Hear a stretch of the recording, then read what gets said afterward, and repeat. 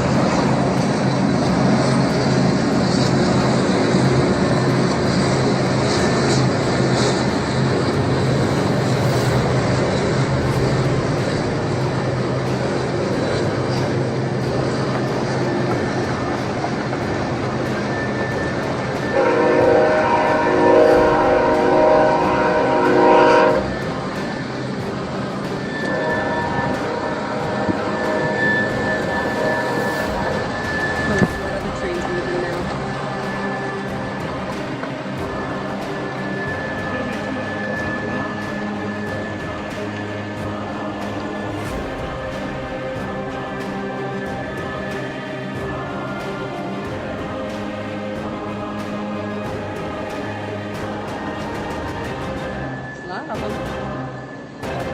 Still coming.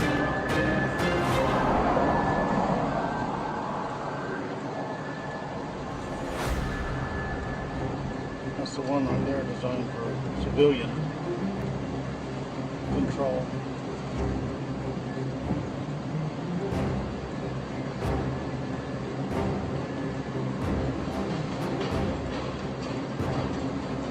Wow. It's a gift that keeps on giving. What's that behind it?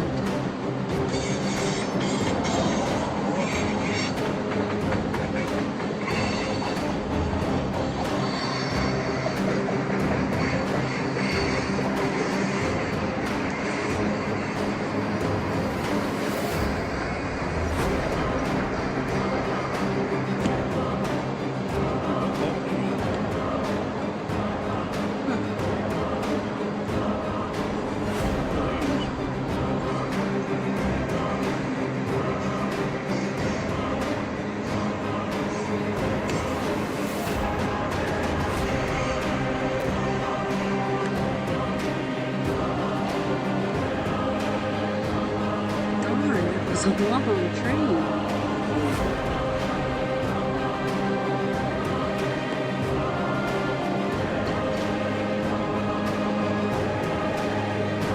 It's all the ammunition that goes with it. Yeah. There's our 1 billion rounds of 9mm right there. 2 billion rounds, I think it is. There's trucks carrying gun turrets that go on those other vehicles. Wow. We're in trouble.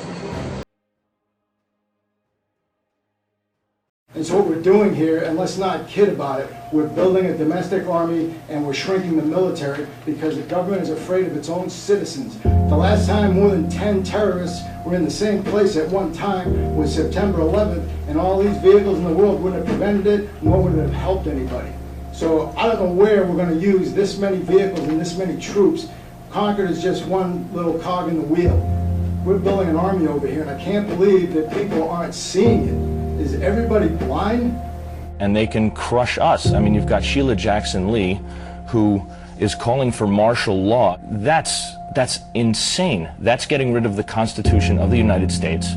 So we've got a government here that seems to be wanting to create the conditions that they want to take our Second Amendment.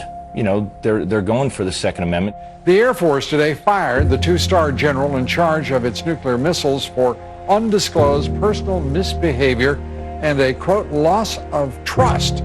This is the second firing of a senior commander of our nuclear forces this week. Major General Michael Carey, removed from command of the 20th Air Force. Carey was responsible for 3 wings of intercontinental ballistic missiles, a total of 450 missiles at 3 bases across the country. A Pentagon official was asked whether Carey's dismissal was alcohol related. He didn't respond directly, but said Carey is not an alcoholic.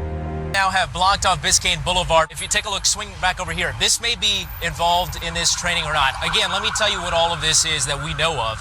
It's a joint military training exercise involving local police, also military, as someone shot some video of some of these choppers, military-style choppers, flying over 395 in downtown. This was last night. Holy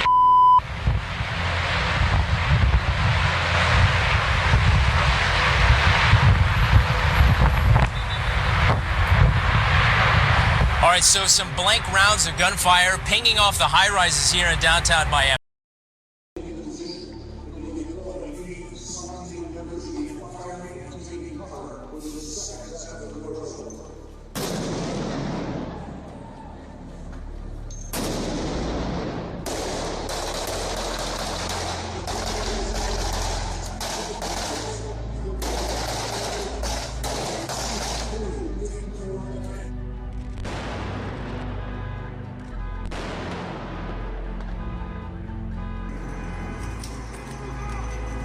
God damn.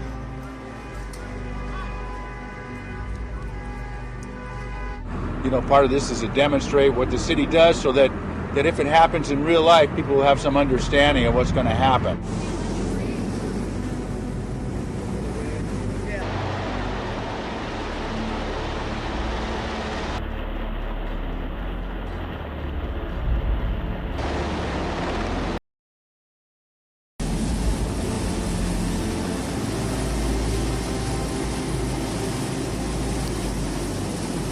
So you got to see a bunch of the pieces of capability through this scenario. Not all of them, but a lot of them.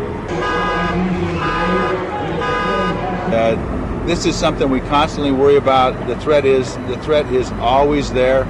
You know, what happens in other regions of the world is important, but I think we have enough of a homegrown issue that all of this needs to be practiced continuously. Sight of Army helicopters and the sound of gunfire created a lot of concern this afternoon in one Houston neighborhood. She told me don't come home because it sounded like we're in a war zone. Guns shooting and helicopters flying around over the house.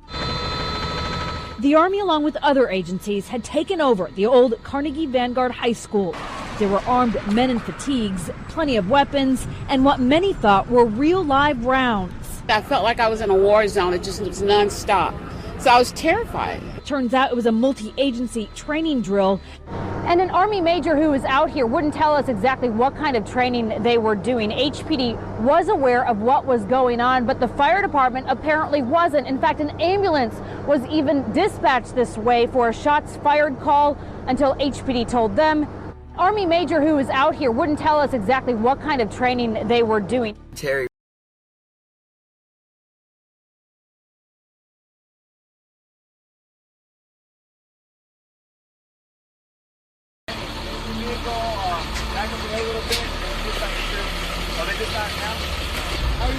Good, I just wondered, I never seen you guys out here, what you're training for. Yeah, we out here, what we're doing is we're part of a big National Guard exercise. Right, but what I get concerned about is when I know that they have FEMA camps building all over the country, which congressmen deny, and then they're caught on tape admitting that they're doing them. They got military training and in some places even doing like illegal checkpoints just to see that, and what I see, the federal government, Homeland Security buying over 2 billion rounds of ammo ordered just in the last year, and they're building up big-time military for something, and it's not just for natural disasters. I think personally, I think they know because of the derivative meltdown, they're getting ready for an economic collapse and martial law and everything else. I can't really say on that, you know.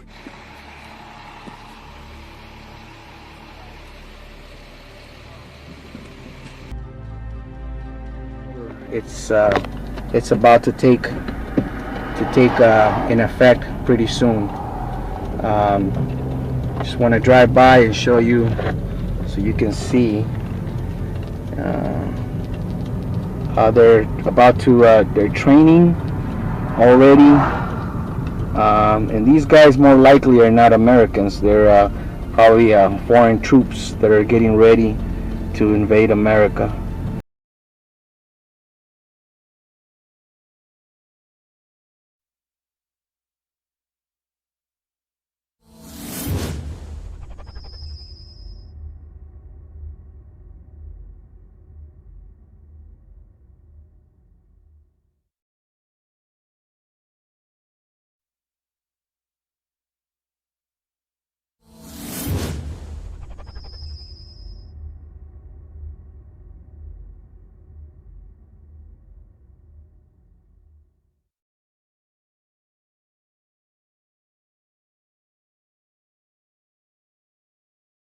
Friday afternoon, and since that time, now the measure has been virtually ignored by the mainstream media. Now, the order essentially gives the President of the United States absolute power over any and all American resources during both times of peace and national crisis. Now, this includes, but is not limited to, food and livestock, water, plants, energy, health resources, transportation, and construction materials, and gives the government the ability to, quote, control the general distribution of any material, including applicable services, in the civilian market. Now, White House Press Secretary Jay Carney laughed off a question about the document at today's briefing. Let's take a look.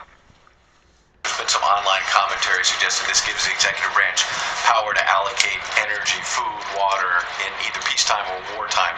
And there are some conservative blogs that are pushing the notion that this suggests the White House is preparing for a war with Iran.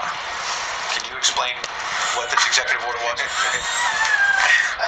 Well, I cannot explain that reaction to it. I think it was a fairly standard and routine piece of business.